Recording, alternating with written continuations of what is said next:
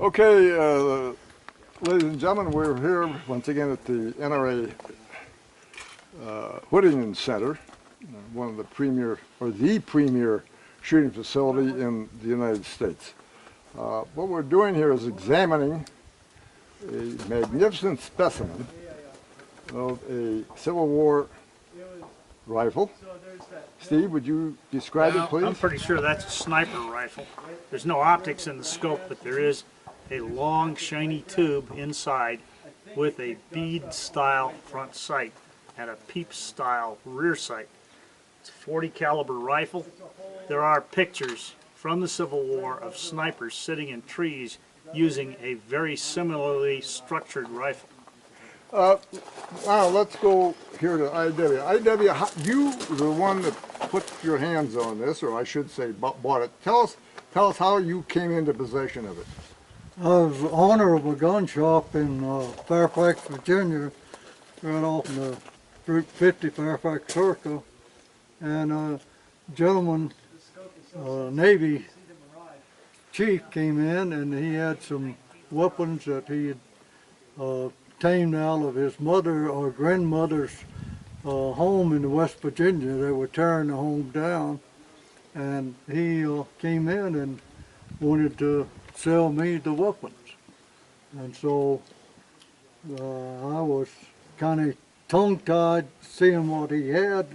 He had a .32 revolver and this long gun and a couple of other guns, and it took me a while to get myself settled down to make him, I thought, a fair offer. And I forget now what the offer was, but the guy seemed real pleased with what I offered him.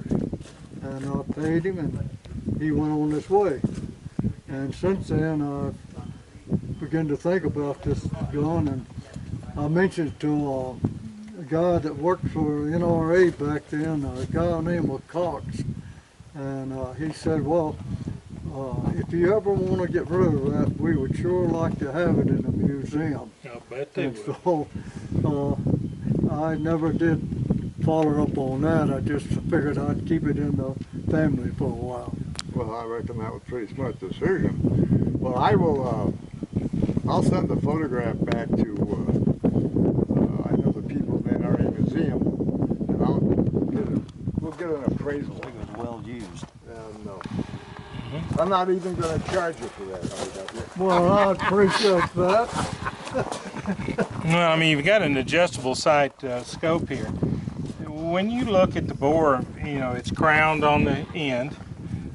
Most of your most accurate rifles, both in the American Revolution and in the Civil War, were either 40s, some 45 calibers as well.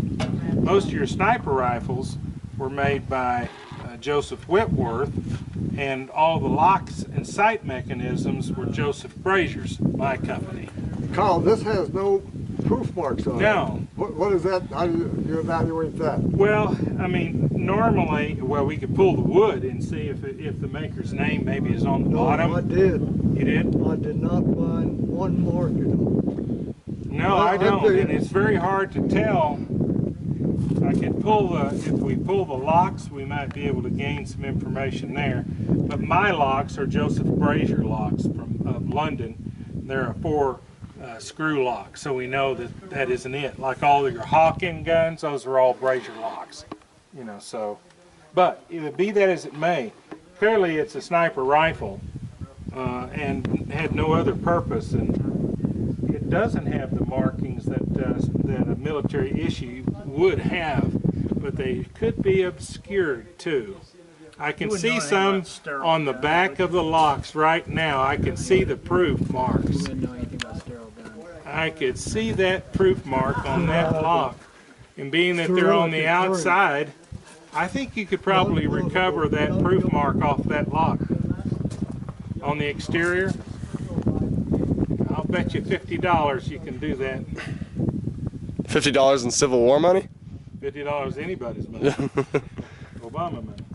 Could it be possible? How's the trigger on that old? Could it be possible the guy in West Virginia made it both sides and didn't want to leave his signature? No, a lot of those custom rifle makers back then, you know, they didn't do that. Sometimes they had an insert up here, and if they really wanted to be known, they were known. But they would insert a silver plate with their name or their initials in it, which would pretty much indicate to me that this one would be a contracted military rifle, and therefore wouldn't have any of that information. It's clear to me this is not a civilian, you know, prairie dog gun or something No of that square nature. gun. No, this in my view, is a military issue sniper rifle. So what's your estimate of worth? Well, it has a number of issues that are fairly obvious, but considering the rarity of the gun, I think it's probably worth probably $7,000 to $8,000 like it is. And I think just about any museum would probably want to buy it for that. But we look at a lot of the furniture on it as well. But a nice gun. This is nice to see. This is a nice gun.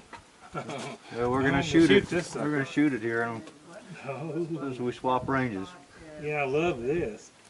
Yeah, either that or somebody took a military. I don't know. It's virtually impossible because the scope is the key.